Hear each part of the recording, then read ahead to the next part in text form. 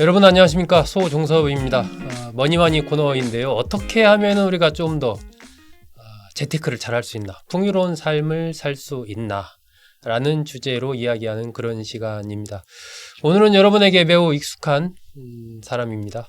미래에셋 투자와 연금센터 센터장 맡고 있는 이상건 센터장 모시고 좀 얘기 나눌까 합니다. 오늘 주제가 어떤 사람이 돈을 버는가, 돈 버는 사람들의 특징, 이겁니다. 자, 이상건 센터장님 오랜만입니다. 예, 반갑습니다. 예. 정말 오랜만이네요. 예. 늘 열심히 방송 출연하고 잘 지내는 모습 보고 있습니다. 자, 과거에 책도 쓴 걸로 제가 기억하고 워낙 많이 방송에 출연하셔서 많은 말씀을 하셨는데, 그럼에도 늘 사람들이 관심을 갖는 주제, 어떻게 하면 돈을 벌 수 있을까? 어떤 사람이 돈을 벌까? 늘 그런 주제인데, 돈 버는 사람이 따로 있습니까? 저는 옛날에 제가 썼던 책 제목이 그러다 보니까 자꾸 그런 걸 물어보는데, 그 출판사에서 이제 그런 제목을 잘 팔려고 붙인 거고, 한 몇 가지를 이제 개인적인 생각하는 것은, 이제 우리가 알아야 되는 것은 시대적 운이라는 게 있다. 시대적 운이 있다. 시대적 운이, 그러니까 인간의 능력이, 개인의 능력이 시대적 운을 벗어날 수는 없다. 그러니까 이제 불평등에 관한 연구에 관한 책들을 보게 되면 한 사람의 부의 크기를 결정하는 변수 중에서 가장 강력한 변수는 다른 것이 아니라 국적이에요. 국적이 어디냐? 예, 그렇죠. 미국에 태어났냐? 아프리카에 태어났냐? 그러니까 워렌 버핏처럼 똑같은 능력을 가진 사람이 태어났는데, 이 사람이 아프리카에 태어났으면 동일한 능력을 가졌다 하더라도 그 부를 측정할 수 없을 거예요. 그래서 우리가 많은 사람들이 보면은 어떤 개인적인 능력들을 많이 생각하는데, 먼저 생각해야 되는 것이 시대적 흐름과 운이 어떠한가를 좀 알려고 노력해야 된다라는 거고. 시대적 흐름과 운이 어떠한가. 일단 우리나라에 태어난 사람들은 운은 괜찮은 편이네요. 그렇죠. 나쁘지 않은 거죠. 네네.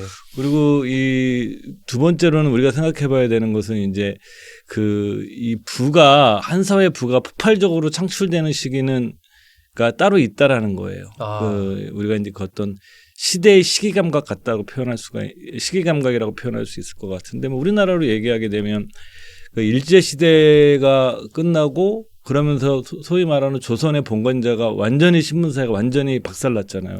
이렇게 완벽하게 짧게 단기간에 신분제 국가가 평등 국가로 된 나라가 거의 없어요. 거의 세계적으로.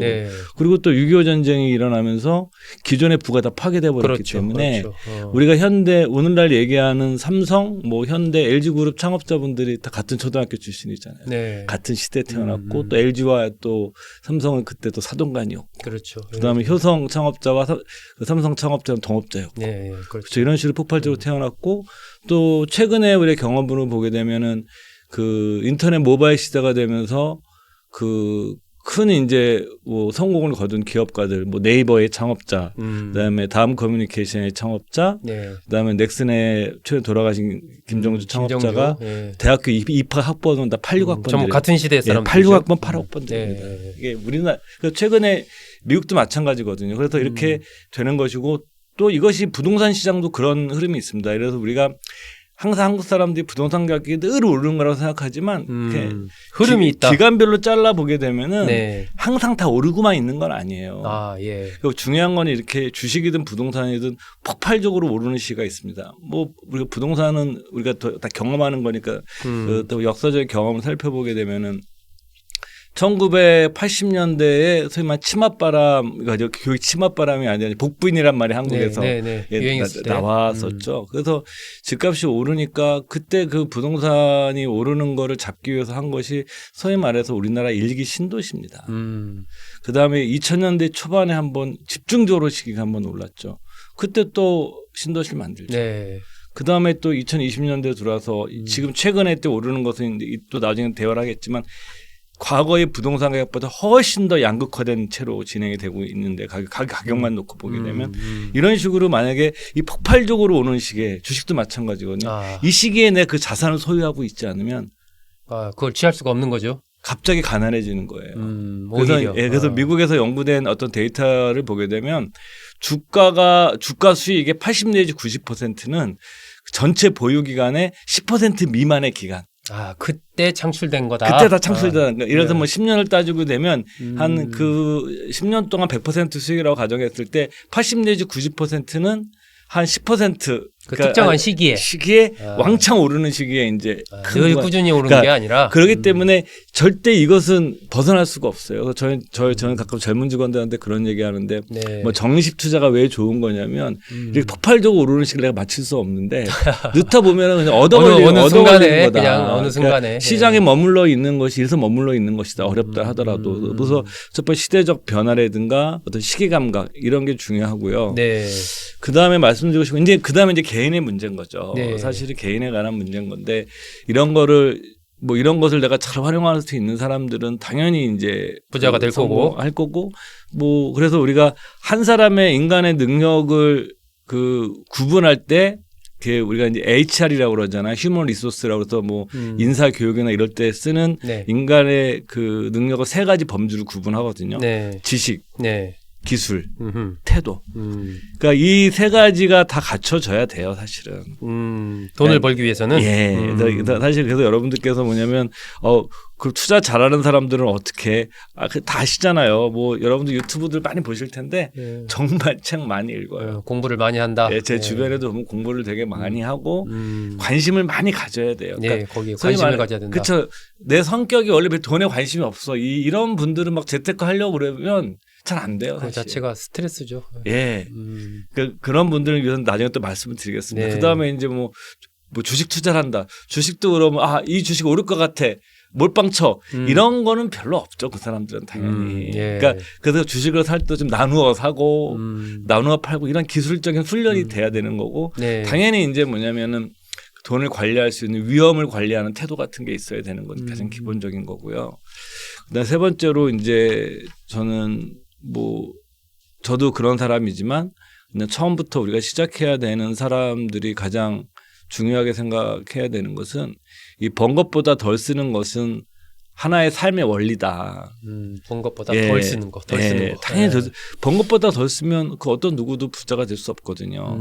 그 미국의 이제 앤드류 카네기라고 요즘 이제 US 스틸 일본 제철 이제 인수하려고 그러니까 미국 정부에서 계속 반대하고 있는 그 US 스틸이라는 회사 자체는 사실 미국 그 철강왕이죠, 카네기. 한국의 이제 포스코 같은 거예요. 네. 그러니까 물론 이제 경쟁력이 많이 떨어져 있지만 그 기업이 그런 거를 인수한다고 그러니까 지금 난리 치고 있는 건데 그 US 스틸을 이제 만든 앤드류 카네기가 그 자서전에서 한 유명한 얘기가 있죠. 그 부자들의 특징이 무엇이냐 아니야. 그것은 책에는 부자들의 표식이라고 그렇게 번역을 했는데 부자들이 표식이 무엇인지 아느냐. 그들은 가난했을 때나 부자였을 때나 항상 번 것보다 덜 썼다. 덜 썼다. 이게 이제 간단하네요. 그렇죠. 그러니까 그래야 종잣돈이 마련되니까. 네. 그러니까 종잣돈이라는 게 내가 이 돈이 깨지더라도 내 삶이 현재 절대적으로 큰 영향을 받지 않을 정도의 돈의 크기가 있어야 이 가격 변동이 이루어지는 구간을 견뎌낼 수 있거든요. 네. 그래서 과거에 우리가 이제 금융 위기라든가 이런 대형 사고를 친 것들은 보게 되면은 거의 99%가 다 레버리지 문제예요. 그러니까 과도한 레버리지는 이건 정말 운에 베팅하는 거예요. 예. 그러니까 과도한 레버리지를 써서 어떤 사람이 막 운 좋게 돈을 벌었다. 그건 그 사람의 능력이라기보다 운에 가까워요. 아주 희귀한 경우겠죠. 그러니까 일반화시키지 않는 능력이랑 기술이라는 건 뭐냐면 반복적이고 지속적이어야 돼요. 그러니까 반복적이고 지속적이지 않은 것은 그 사람의 능력과 기술이 아니에요. 네. 그러니까 우리가 많은 능력과 운을 구분하는 가장 중요한 투자에서 기준 중에 하나는 반복 가능성과 지속성이에요. 근데 그런 거는 반복 가능하지 않아요. 지속되기도 어렵고. 그건 그 사람이 운이에요. 운 좋은 사람일 뿐이에요. 제 주변에도 많아요. 그거 따라가려고 하다가 다리 찢어지는 거죠. 뭐 예를 들면은 뭐 그 강남에서 엄청 비싼 미분양 아파트가 지금은 뭐 수십억 원 아파트 미분양이 났었거든요. 네.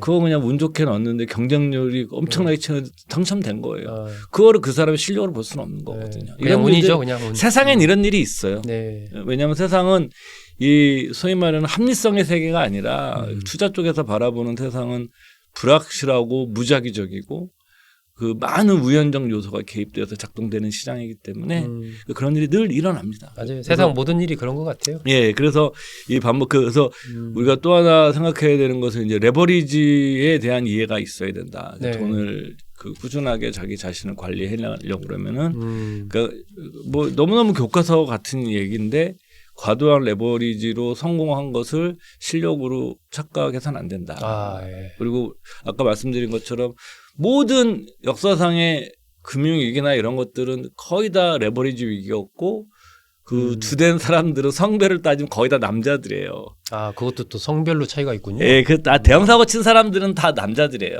그 남자들이 그 테스토스테론 그 경제 호기심 이게 있어서 예. 그런 연구들이 많이 있습니다. 예, 약간의 공격 성향 이런 미국에서 거군요. 남성과 여성들의 계좌를 보게 되면 남성들이 주식 훨씬 더 많이 사고 많이 팔고, 예, 근데 보유 기간도 더 짧고 회전율도 높고. 그 부자들 확률도 남성이 더 많은 건가요? 그만큼 그거는 망할 이제 확률도? 좀 사람마다 다를 수가 있는데 그래서 이제 뭐 일부 그 미국의 이제 이런 칼럼을 쓰는 사람들 중에 제가 굉장히 좋아하는 월스트리트 저널의 그 제이슨 치바이크라고 예.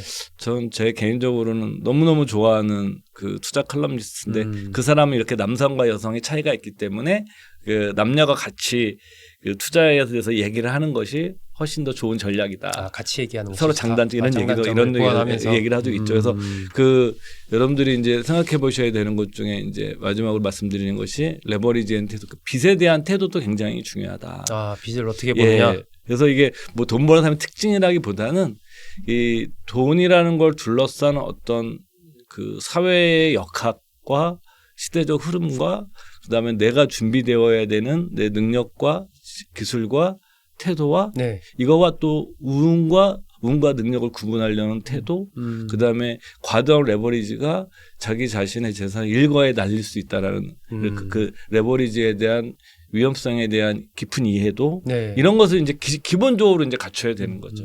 여러분들께서 뭘 하려면 그러니까 이런 것을 내가 잘 모른다 그러면은 뭐 나중에 우리 연금 얘기도 하겠지만 뭐 타겟 데이티드 펀드 TDF라고 그래가지고 그냥 알아서 네, 그러니까 자동 항법처럼 이런 거 하나 뭐 그냥 S&P 500 인덱스 같이 시장을 통째로 사거나 그러니까 이런 쪽으로 나가셔야 되고 그러니까 그래서 이게 이제 좀 말이 길어지지만 그 벤자민 그레엄이라는 워렌 버핏의 스승이죠.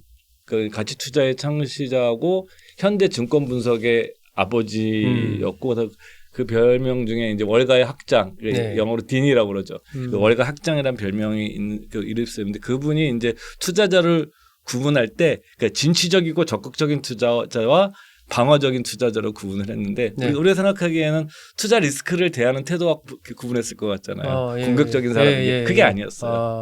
그러니까 직접 주식을 고르고 투자할 수 있는 시간과 에너지가 충분한 사람과 시간과 에너지가 충분하지 않은 사람은 다르게 해야 된다는 거예요. 그런데 많은 분들이 이 방어적인 거에 속하시는 분들이 많아요. 그럴 수 있는 시간도 많지 않고 그렇죠. 에너지도 많지 않은데 이분들이 진취적인 투자가처럼 공격적으로 하는 투자해요? 경우가 많죠. 제일 많죠. 그러니까 굳이 이 전설적인 그 투자의 대가가 이런 구분을 한 이유는 그만큼 내가 어떤 직접 투자를 하는 과정에 시간과 에너지에 관한 문제도 여러분들께서 잘 고려하지 않아요. 고려를 해야 된다. 예, 인간이라는 게 그 시장이 오르는 거에 대해서 인간은 누구나가 다 빨리 부자가 되고 싶은 게 인간의 본성이에요. 그러니까 누가 천천히 부자가 되고 싶겠어요? 저희도 연금 같은 거 교육하면서 천천히 부자가 되라고 그러면 다 싫어하세요. 네? 근데 다 빨리가 부자가 되는 걸 원하시지만 그 벤자민 그레이엄이 한 또 유명한 얘기가 있거든요. 그 미국 월가에서는 빨리 부자가 되기를 약속하는 사람들이 많지만 실제로 그런 방법은 존재하지 않는다. 예. 왕도는 없다. 그래서 이제 또 하나는 그 우리가 여러분들께서 투자를 잘하는 사람들의 공통점은 그 우리가 이제 그 투자의 시간 지평이라는 걸 쓰거든요. 뭐 영어로 타임 호라이즌이라고 그러는데 호라이즌이 지평선이잖아요. 이 지평선이 일반인들보다 길어요. 시간의 지평선이 길다. 예, 그 시간 지평이라는 표현을 쓰는데 그래서 저도 이제 물어보고 다니거든요. 예를 들면.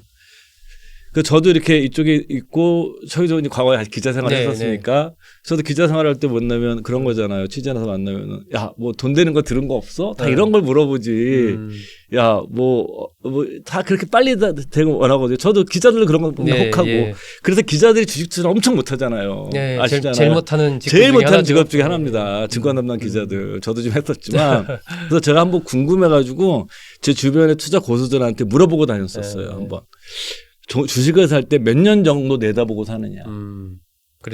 그랬더니 거의 3년에서 5년이 제일 많았어요. 아, 그 정도는 내다. 그러니까 이제 워렌 버핏처럼 평생 보유 이거는 아무나 하는 게 아니에요. 여러분들 주식 사가지고 30년, 40년씩 교과서적으로는 말이 맞아요. 뭐 예를 들게 되면 얼마 전에 보도된 게 일본에 한 그 엔지니어 한 명이 봤습니다. 1,400만 원인가 1,500만 원을 그 엔비디아의 젠슨 황과 그 기술이 좋아서 예. 10몇 년을 묻어뒀더니 아주 초기 단계에 40 예. 몇 억이 됐다. 아주 특별한 경우겠죠. 그러니까 뉴스가 되는 거예요. 맞아요. 예. 대다수 사람들은 한 3년에서 5년 정도의 시간 지평도 갖고 있지 않아요. 아, 그거 기다리기 예. 인내심 갖기 그래서 어렵습니다. 그렇죠. 그래서 대다수의 그래서 이 벤자민 그레이엄이 또 한 얘기가 뭐냐면 자기가 이제 그런 얘기를 하는 거죠. 자기가 오랜 동안 투자업계에서 일을 하고 보니까 공인회계사 같은 이런 재무적 지식보다도 더 중요한 것은 그런 것이 아니라 그 사람이 가지고 있는 기질이었다. 기질. 태도, 기질. 성향. 아, 그렇죠. 예. 그러니까 그 영어로 템퍼러처 뭐 템퍼 이렇게 들어가는 게 온도처럼 변화를 나타내는 이런 단어를 썼거든요. 그러니까 그게 그 변동성을 제가 잘 못 견디는 사람들은 여러분들이 투자에 맞는 사람들이 아니에요.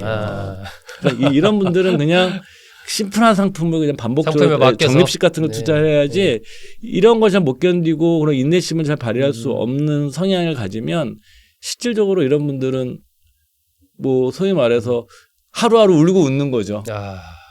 그러니까 그 감정의 소비가 너무 심해지겠죠. 그래서 그 중요한 자질 중에 하나가 시간 지평과 인내심에 관한 영역 같은 것들도 중요한 거고 저희가 그게 맞지 않는 사람들은 그 잘 생각해야 됩니다. 그래서 뭐 저도 잘 모르지만 보통 많은 사람들이 자기 자신을 잘 안다고 생각하는데 사실 자기 자신을 잘 몰라요. 대부분이 그렇죠, 사실은. 예. 그리고 생각했다가도 또 1초 만에 또 바뀌는 게 또 인간이잖아요. 예. 그러니까 뭐 소크라테스 이후에 너 자신을 알라라는 존재론적 질문이 철학계에서 한 번도 없어지지 않았잖아요. 맞아요, 아주. 왜 오직 인간이 모르니까 계속 모르면서 엉뚱한 짓 하니까 동서고금통하는 진리죠. 위대한 철학자들이 그런 얘기를 하시는 거죠. 자, 이제 뭐 올해 이제 시작이 돼서 새해인데 마지막으로 아주 뭐 어떻게 보면 일반론적인 질문이기도 하고 좀 바보 같은 질문이기도 하고 그런데 자, 새해다. 뭔가 좀 올해 내가 좀 돈을 벌어봐야 되겠다. 이런 생각을 갖는 분들이 좀 있을 텐데 무엇부터 시작을 해야 될까요? 이게 이제 예를 들어서 이렇게 뭐냐면 어떤 종목을 사야 돼, 부동산 어디서 사야 돼 이런 것은 제가 알 수 있는 영역도 아니고 그런 건 이제 다른 전문가들. 네, 그것도 2차적인 것이기도 하고. 그죠. 사실 그 굉장히 어렵고 네. 할 수만 있으면 제일 좋은 거지만 또 전 제가 하는 일이 또 이런 일이기 때문에 여러분들께서 그 우리가 자산 배분이라고 그러잖아요. 내가 갖고 있는 자산을 뭐 주식과 뭐 예금과 채권과 부동산 어떻게 배분할 거냐 이런 표현을 자산 어셋 얼로케이션 자산 배분 그러는데 미국에서 쓰는 용어 중에 자산 로케이션이라는 게 있습니다. 로케이션. 어디다 위치시키느냐. 그러니까 자산을 어디다 위치시켜놓고 운용하느냐. 이건 당연한 건데 여러분께서 금융자산 운용하는 가장 기본은 가장 조세 효율적인 수단을 활용해야 돼요. 조세 효율적인 수단. 세금을 적게 내거나 아니면 뭐 세액공제를 받거나 지금 연말정산 시즌이지 않습니까? 뭐 이런 건데 사실은 그래서 연금저축계좌, 뭐 개인형 IRP, 그다음에 ISA 계좌. 사실 우리가 소위 말하는 절세계좌의 3인방은 저는 그냥 필수 상품인 것 같고 이거 한도 채우기도 굉장히 어려워요. 연금저축계좌랑 IARP에 합해가지고 이거는 900만 원까지 세액공제 되거든요. 근데 실제로 넣을 수 있는 돈은 1,800만 원까지 넣을 수 있어요. 그다음에 ISA 계좌는 지금 이제 기재부에서 금액을 더 올려주는 안이 되긴 됐지만 현재로서는 매년 2천만 원씩 해서 최대 1억까지 넣을 수 있어요. 1억까지. 그러니까 사실 이거 다 채우기 어려워요. 그러니까 평범한 월급쟁이들은. 그렇기 때문에 여러분들께서 또 뭐 ISA 계좌 같은 데서 주식도 살 수 있고 요즘 많이 사시는 ETF도 살 수 있고 다 살 수 있고 연금저축계좌나 IRP에서는 개별 종목은 못 사죠. 이건 이제 ETF라든가 아니면 금융상품 이런 것들을 가입할 수 있는 거기 때문에 이 세 가지를 여러분들께서 최대한 지금 안 하고 계시다 그러면 이거를 최대한 일단은 그것부터 이것부터 시작해라. 항상 모든 기본이 그 정부가 세제 혜택을 주는 상품들은 해야 되고 이것이 또 하나 중요한 거는 이런 상품들은 장기적으로 여기에 이제 퇴직연금도 있거든요. 퇴직연금까지 포함해서 얘기를 말씀을 드리면 이런 상품들은 뭐 아직까지는 뭐 건보료에 건강보험료에 합산도 안 하고 있어요. 건보료 계산할 때 여러분들 은행 이자 같은 거 다 계산하거든요. 네. 갖고 계신 주택도 계산을 하게 되고. 근데 뭐 퇴직연금이나 연금저축계좌도 아직은 안 하는데 나중에 알 수는 없지만. 네. 근데 뭐 퇴직연금 같은 거는 뭐 건보료랑 합산을 전혀 하지 않습니다. 네. 근데 이제 퇴직연금도 그냥 가입하시고 방치하시는 분들이 되게 많아요. 예금만 넣어놓고. 근데 그렇죠. 이게 제가 이제 많은 분들이 이제 퇴직하시고 나면 건보료 불만들이 엄청 많으시는데 제가 이제 우리 고객분들 행사 가면 드리는 말씀 중에 하나 그런 얘기를 말씀 많이 드리는데 이제 시작도 안 했습니다. 이게 여러분들 왜 그러냐면 우리나라 인구 구조가 굉장히 그 세계에서 가장 빠른 속도로 고령화되면서 가장 세계에서 인구 아이를 낳지 않는 국가예요. 그러니까 이제 한 명이 깨진다는 것은 이것은 어마어마한 사건입니다. 인구학자들의 시각에서는 네. 거의 재앙 수준이에요. 이거는. 그래서 그 한 사회 인구가 유지가 되려고 그러면 2.1명을 낳아야 됩니다.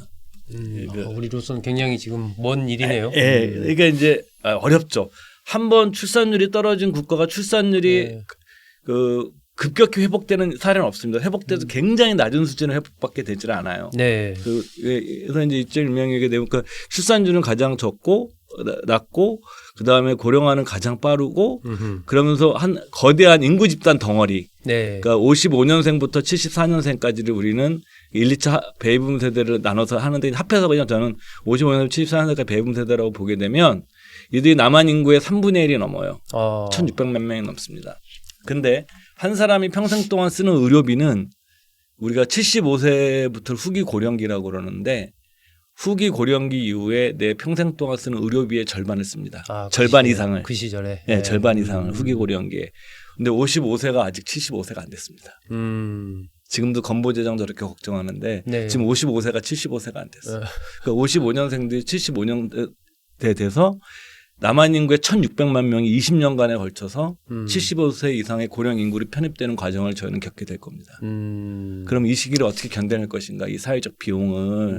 그러니까 이제 이게 지금 현재 우리가 준비를 해야 된다는 얘기네요. 그렇죠. 현재 만들어져 있는 사회 시스템이 성장하면서 인구가 늘어나는 시스템에 맞게 설계되어 있는 거예요. 예를 들면 신도시도 대표적인 인구 성장을 전제로 한 정책이에요. 그러니까 이농을 해서 60년대부터 대도시로 오고 그다음에 우리가 농업사회에서 그 공업 기반 사회로 변화하면서 공단을 건설하고 공단 주변에 그 주거 단지들을 건설해 나면서 계속적으로 도시를 확장해 나갔던 겁니다. 네. 근데 지금은 이제 확장이 안 되는 시대가 오는 인구학적으로 거죠. 봤을 때. 그렇죠. 이런 것이기 때문에 여러분들께서 이렇게 절세라는 것이 건보료 같은 것은 이게 준조세에 가까운 거예요. 그 보험료라고 해서 그렇지 어차피 이거는 뭐냐면 제 생각에 세금에 가깝다고 해서 저는 뭐 퇴직하자마자 바로 걱정하는 게 그 문제. 그래서 저는 그냥 농담 반 진담 반으로 이렇게 얘기를 하는데 건강세로 이름을 바꿨으면 좋겠다. 그러니까 돈 많은 사람은 좀 더 내고 근데 지금 많이 하시니까 그런데 이런 연금 계좌라든가 이런 절세 계좌들은 이런 준조세로부터도 거의 많이 자유롭기 때문에 이런 거를 기본으로 오래 가져가시면 사실은 뭐 노후 준비에 상당히 도움이 될 거다라고 생각합니다. 네, 오늘 이 시간에는 이상건 미래에셋 투자와 연금센터 센터장 모시고 어떤 사람이 돈을 버는가에 대해서 좀 얘기 들었습니다. 올해부터 돈을 벌기 위해서 꼭 시작해야 될 거 혹시 가입 안 했다면 ISA, IRP, 연금저축 이것부터 시작을 해라라는 게 이상건 센터장의 조언입니다. 예, 센터장님 오늘 좋은 말씀 고맙습니다. 예, 고맙습니다.